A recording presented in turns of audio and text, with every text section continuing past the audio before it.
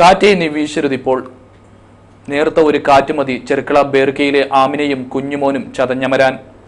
പൊളിഞ്ഞു വീഴാറായ വാടകമുറിയിൽ പേടിച്ചു കഴിയുന്ന ഉമ്മയും മോനും സങ്കട കാഴ്ചയാവുന്നു.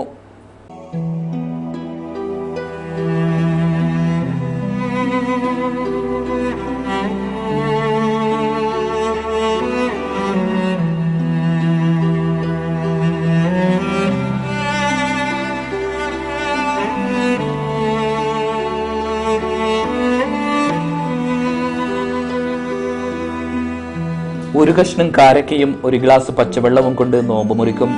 പിന്നെ മഗ്‌രിബ് നിസ്കരിച്ച് ഉപ്പിട്ട കഞ്ഞി. കറി എന്നത് അവരുടെ വിദൂര സ്വപ്നത്തിൽ മാത്രമുള്ള ഒന്നാണ്. അതിനിടയിൽ തകർന്നു നിൽക്കുന്ന മേൽക്കൂര കുഞ്ഞുമോന്റെ ഇളമേനിയിലേക്ക് വീഴുന്നുണ്ടോ എന്ന് നോക്കണം. അവന് മഴയേൽക്കാത്ത പ്ലാസ്റ്റിക് ഷീറ്റിനിടയിൽ സുരക്ഷിതമാക്കണം. ഇസ്രായേൽ ഭീകരർ ബോംബപ്പം ചുട്ട് കളിക്കുന്ന ഫലസ്തീനിലെ ഗാസയിലെ കഥയല്ല പറഞ്ഞു വരുന്നത്. ഇത് ചെറുക്കള ബേർക്കയിൽ താമസിക്കുന്ന ഒരു ഉമ്മയുടെയും 3 പിഞ്ചുകുട്ടികളുടെയും കഥയാണ്. കാര്യം പറയും മുമ്പ് ആദ്യം തന്നെ ഓർമ്മിപ്പിച്ചോട്ടെ, അയ്യോ പാവം എന്ന സഹതാപം മാത്രം ആവശ്യമില്ല. പറ്റുമെങ്കിൽ അവരുടെ പട്ടിണി മാറ്റാൻ കൈകോർക്കുക.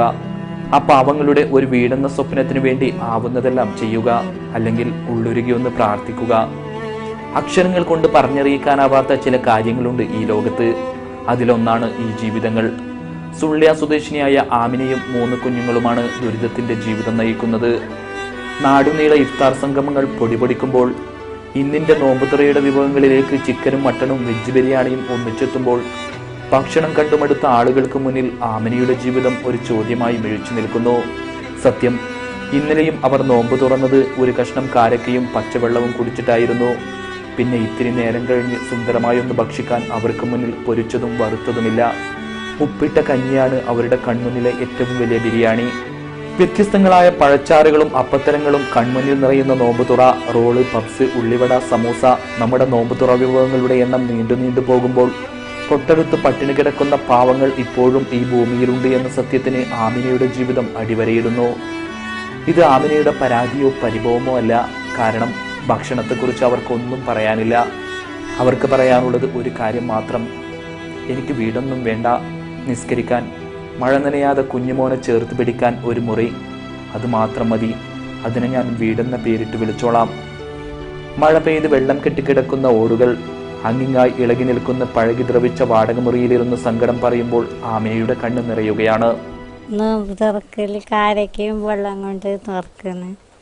ഇരിക്കുന്ന ചെറിയൊരു കൂട് കിട്ടിയാൽ മതി. പ്ലാസ്റ്റിക്കും കെട്ടി ഞാൻ ഇരിക്കട്ടെ, നിസ്കരിക്കാനും കിടക്കാനുള്ള സ്ഥലം അത്ര കിട്ടിയാൽ മതി. എനിക്ക് ഇവിടെ ഇരുന്ന് 1 കൊല്ലമായി. 4 മൈലിൽ 2 കൊല്ലം ഉണ്ടായി. ഫുള്ള് ചോരുന്നു. ഉറങ്ങാൻ പറ്റുന്നില്ല. ഞാനും കുഞ്ഞി ഇരുന്നിട്ട് നേരം വിളിക്കല്. ഫുള്ള് പ്ലാസ്റ്റിക് കെട്ടിയിട്ട് അതിലും കൂടെ ചോരുന്നു. മതല്ലേ കൂടി വെള്ളം വന്നിട്ട് ഉള്ള ഊടെല്ലാം പൊളിഞ്ഞു പോയിട്ട് എന്തുമില്ല കാറ്റത്ത്.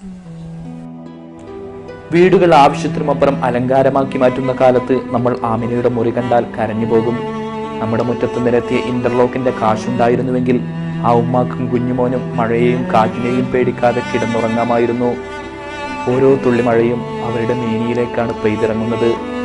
നല്ല മഴയുള്ള ദിവസം മുറി വെള്ളം നിറഞ്ഞ് പാടം പോലെയാവും. കിടക്കുന്ന മുറിക്കുള്ളിൽ ഒരു പ്ലാസ്റ്റിക് കെട്ടിവെച്ചിട്ടുണ്ട്. അതിലെ വെള്ളം മുറിക്കുള്ളിൽ തന്നെ വെച്ചിരിക്കുന്ന ബക്കറ്റിലേക്ക് പോകും. കനത്ത മഴയുള്ള സമയത്ത് മിനിറ്റുകൾ കൊണ്ട് അതിനെ കാലിയാക്കണം. 1.5 വയസ്സുള്ള കുഞ്ഞുമോൻ ആബിദിനെ അതിനരികിലെ തൊട്ടിലിൽ കിടത്തും. പലപ്പോഴും മഴത്തുള്ളികൾ മോന്റെ ദേഹത്താണ് വീഴുന്നത്. കഴിഞ്ഞ ആഴ്ച ആരോ ഒരാൾ പ്ലാസ്റ്റിക് വാങ്ങി നൽകുന്നത് വരെ മഴ നനയാൻ മാത്രമായിരുന്നു വിധി. ആമിന പറയുന്നു, ഉറങ്ങാറേയില്ല. തിണ്ണയിൽ വെള്ളം നിറഞ്ഞു നിൽക്കുന്നതിനാൽ തണുത്തു വിറക്കും. പിന്നെ കാറ്റ് വരുമ്പോഴൊക്കെ വല്ലാത്ത പേടിയാണ്. ഓടുകളൊക്കെ ഇളകിയാടുമ്പോൾ മുറി തകർന്നു വീഴുമെന്ന് തോന്നും. അതിനിടയിലും ആ കുഞ്ഞുമോൻ തൊട്ടിനടിയിൽ കിടന്ന് മോണ കാണിച്ച് ചിരിക്കുന്നു. അവനറിയില്ലല്ലോ ഏതു നേരവും അപകടം വന്നേക്കാവുന്ന മേൽക്കൂരക്കടിയിലാണ് ഞാനും ഉമ്മയും കഴിയുന്നതെന്ന്. 10 വർഷം മുമ്പ് പ്രസവിച്ചു കിടക്കുമ്പോൾ വീണ് പരിക്കേറ്റതിനാൽ ആമിനയുടെ ഇടതുകാലിന് ശേഷി കുറവാണ്. മുട്ടിന്റെ ചിരട്ട എടുത്തു മാറ്റിയിട്ടുണ്ട്. തണുപ്പിൽ നിൽക്കാൻ പാടില്ലെന്ന് അന്ന് ഡോക്ടർമാർ അറിയിച്ചിരുന്നു. എന്നാൽ ഇന്ന് ആമിന സദാസമയവും ചെളിക്കുളത്തിലാണ് കഴിയുന്നത്. അതുകൊണ്ട് തന്നെ കാലുകൾ മരവിച്ചു പോവുകയാണെന്ന് ആമിന സങ്കടപ്പെടുന്നു. അതോടൊപ്പം 2 മാസം മുമ്പ് കുഞ്ഞിന്റെ കാല് വീണൊടിഞ്ഞിരുന്നു. അത് സുഖമായി വരുമ്പോഴേക്ക് കഴിഞ്ഞ മാസം കൈയും ഒടിഞ്ഞു. കൈ ഒടിഞ്ഞ് മോൻ നിലവിളിച്ചപ്പോൾ എന്തു ചെയ്യണമെന്നറിയാതെ പകച്ചുപോയി. കാരണം കയ്യിൽ നയാ പൈസ പോലും ഉണ്ടായിരുന്നില്ല. പിന്നീട് ആകെ ഉണ്ടായിരുന്ന ഒരു മണ്ണെണ്ണ സ്റ്റൗ 200 രൂപയ്ക്ക് വിറ്റ് ഗവൺമെന്റ് ആസ്പത്രിയിൽ പോയി അവന്റെ കൈക്ക് പ്ലാസ്റ്റർ ഇട്ടു. മറ്റു 2 കുട്ടികളായ ഷാഹിനും ഷിഹാബും യത്തീംഖാനയിൽ പഠിക്കുന്നു. അവധിക്ക് അവർ വീട്ടിൽ വരും. മക്കൾ അരികിൽ വരുന്നത് ഏതൊരു ഉമ്മാക്കും ആഹ്ലാദത്തിന്റെ കാര്യമാണെങ്കിൽ ആമിനയ്ക്ക് മാത്രം അത് സന്തോഷത്തിൻ്റെതല്ല. കാരണം തകർന്നു വീഴുന്ന വീടിനുള്ളിലേക്ക് മക്കൾ വരുമ്പോൾ ആ ഉമ്മക്ക് പേടിയേറുകയാണ്. ഏതു സമയവും ആ മുറി തകർന്നു വീണേക്കാം. അതുകൊണ്ട് തന്നെ മുറിയുടെ ഉടമസ്ഥൻ നിരന്തരം ഓർമ്മിപ്പിക്കുന്നു, മുറി ഒഴിയണം, അല്ലെങ്കിൽ അപകടമാണ്.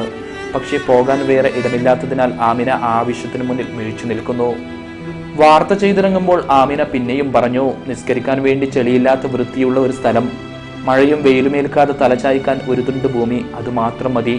അപ്പോഴും ആ കുഞ്ഞുമോൻ തൊട്ടിലിൽ കിടന്ന് ചിരിക്കുന്നുണ്ടായിരുന്നു. അവനറിയില്ലല്ലോ, ഭക്ഷണം കഴിച്ചില്ലെങ്കിൽ എൻ്റെ ഉമ്മയുടെ മുലയിൽ പാലുണ്ടാവില്ലെന്ന്. മഴ വന്നാൽ ആ മേൽക്കൂര മുഴുവൻ എൻ്റെയും ഉമ്മയുടെയും ദേഹത്തേക്ക് ഇളകി വീഴുമെന്ന്. ഓരോ മുറിയിലും AC യും TV യും വെച്ച് സമ്പത്തിന്റെ മേനി പിടിച്ചു പറയുമ്പോൾ ഈ ഉമ്മയുടെ ദുരിതം ഒന്ന് കാണാൻ കഴിയും.